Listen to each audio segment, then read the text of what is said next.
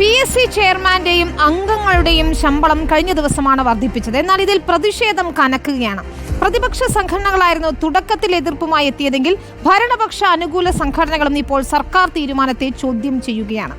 യുവജന സംഘടനകളെ രംഗത്തിറക്കി സമരം ശക്തമാക്കുകയാണ് പ്രതിപക്ഷം. കടുത്ത സാമ്പത്തിക പ്രതിസന്ധിയിലൂടെ കടന്നുപോകുമ്പോഴാണ് PSC ചെയർമാന്റെയും അംഗങ്ങളുടെയും ശമ്പളത്തിൽ സർക്കാർ വലിയ വർധനവ് വരുത്തിയത്. 1,60,000 രൂപയുടെ വർധനവ് വരുത്താനുള്ള തീരുമാനം അംഗീകരിക്കാൻ ഭരണപക്ഷ സംഘടനകൾ പോലും തയ്യാറല്ല. ശമ്പളവും മറ്റ് ആനുകൂല്യങ്ങളും വൻതോതിൽ വർദ്ധിപ്പിച്ച നടപടി റദ്ദാക്കണമെന്ന് AITUC സംസ്ഥാന കൌൺസിൽ ആവശ്യപ്പെട്ടു. PSC അംഗങ്ങൾക്ക് വാരിക്കോരി ആനുകൂല്യങ്ങൾ പ്രഖ്യാപിച്ചത് അനുചിതവും ഇടതുപക്ഷ സർക്കാരിന് യോജിച്ച കാര്യവുമല്ലെന്നാണ് AITUCയുടെ നിലപാട്. ശമ്പള വർധനവിൽ പ്രതിപക്ഷ പ്രതിഷേധവും ശക്തമാവുകയാണ്. യൂത്ത് കോൺഗ്രസ് പ്രവർത്തകർ PSC ആസ്ഥാനത്തേക്ക് നടത്തിയ മാർച്ച് സംഘർഷത്തിൽ കലാശിച്ചു. തീരുമാനം പിൻവലിക്കും വരെ ശക്തമായ പ്രക്ഷോഭമെന്നാണ് യൂത്ത് കോൺഗ്രസ് മുന്നറിയിപ്പ്.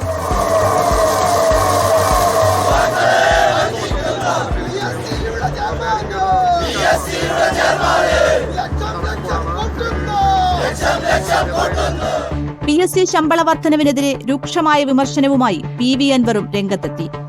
PSC അംഗങ്ങൾക്ക് എന്താണ് ജോലി എന്ന് ചോദിച്ചാൽ അവർക്കു തന്നെ അറിയില്ലെന്നായിരുന്നു അൻവറിന്റെ പരിഹാസം.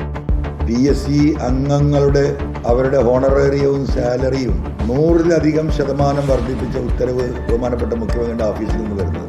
ഇവരുടെ ജോലി എന്താണ് എന്ന് ചോദിച്ചാൽ ഇവർക്ക് തന്നെ അറിയില്ല. PSCക്ക് ഇത്രയേറെ അംഗങ്ങളും ആനുകൂല്യങ്ങളും എന്തിനെന്ന വിമർശനം നേരത്തെ തന്നെ ശക്തമാണ്.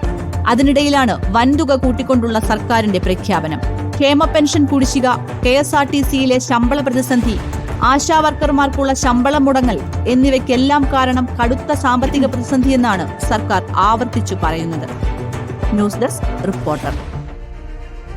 റോഷിപാലിന്റെ വിശദാംശങ്ങളുമായി. റോഷിപാൽ, ഒരു ഭാഗത്ത് പെൻഷൻ കുടിശ്ശിക നൽകാനുണ്ട്, ആശാ വർക്കർമാരുടെ സമരം നടക്കുന്നു. മറുഭാഗത്ത് ഇത്തരത്തിൽ കുത്തനെ ശമ്പളം കൂട്ടുന്നു. ഇഷ്ടക്കാർക്ക് വാരിക്കോരി നൽകുന്നതിൽ വലിയ പ്രതിഷേധം പ്രതിപക്ഷം തന്നെ ഉയർത്തിയതാണ്. വലിയ തോതിലുള്ള ജനരോഷവും നമ്മൾ കാണുന്നു. ഇപ്പോഴിതാ ഘടകകക്ഷികളുടെ സംഘടനകൾ പോലും ഇത്തരത്തിൽ പ്രതിഷേധിക്കുന്നത് നമ്മൾ കാണുകയാണ്. AITUCക്കൊക്കെ കടുത്ത അതൃപ്തി ഉണ്ട് എന്നാണ് മനസ്സിലാക്കാൻ കഴിയുന്നത്. കാരണം കെട്ടിടത്തൊഴിലാളി പെൻഷനൊക്കെ മുടങ്ങിയിട്ട് 16 മാസവും 18 മാസവും ഒക്കെ ആയിട്ടുണ്ട് എന്നതൊരു വസ്തുതയാണ്. അത് തിരിച്ചറിയുന്നു ഘടകകക്ഷികൾ എന്നാണോ നമ്മൾ മനസ്സിലാക്കേണ്ടത്? സർക്കാർ തീരുമാനത്തിൽ ഇപ്പോൾ ഏത് രീതിയിലാണ് പ്രതിഷേധം?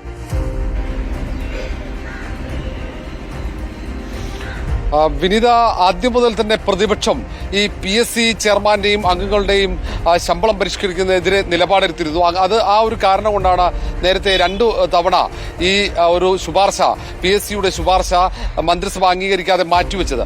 ഒടുവിൽ തദ്ദേശ തെരഞ്ഞെടുപ്പിലേക്ക് പോകുമ്പോൾ നിയമസഭാ തെരഞ്ഞെടുപ്പിലേക്കൊക്കെ സംസ്ഥാനം പോകുന്ന ഘട്ടത്തിലാണ് ഈ മന്ത്രിസഭാ യോഗം ഈ PSC അംഗങ്ങളുടെ ശമ്പളം വർദ്ധിപ്പിക്കാനുള്ള തീരുമാനം അംഗീകരിക്കുന്നത്. ഇതിൽ പ്രതിപക്ഷം പ്രധാനമായും ആരോപിച്ചതും പാർട്ടി നേതാക്കൾക്ക് അല്ലെങ്കിൽ രാഷ്ട്രീയ നിയമനമാണ് ഇതൊക്കെ. അങ്ങനെ സ്വന്തക്കാരായ ഈ PSC അംഗങ്ങൾക്കും ചെയർമാൻമാർക്കൊക്കെ ശമ്പളം വർദ്ധിപ്പിക്കുമ്പോൾ തന്നെ മറ്റ് സാമൂഹ്യക്ഷേമ പെൻഷൻ അടക്കം മുടങ്ങിയ കാര്യം ചൂണ്ടിക്കാണുന്നു. പക്ഷേ CPIയുടെ LDFിലെ ഏറ്റവും പ്രധാനപ്പെട്ട ഘടകകക്ഷിയായ CPIയുടെ തൊഴിലാളി സംഘടന AITUC കൂടി രംഗത്ത് വരുന്നത് സർക്കാരിനെ സംബന്ധിച്ചിടത്തോളം ഒരു വെല്ലുവിളിയാണെന്ന് പറയാതെ വയ്യ. ഒന്ന്, നിയമസഭാ സമ്മേളനം പുനരാരംഭിക്കുകയാണ് 3-ാം തീയതി.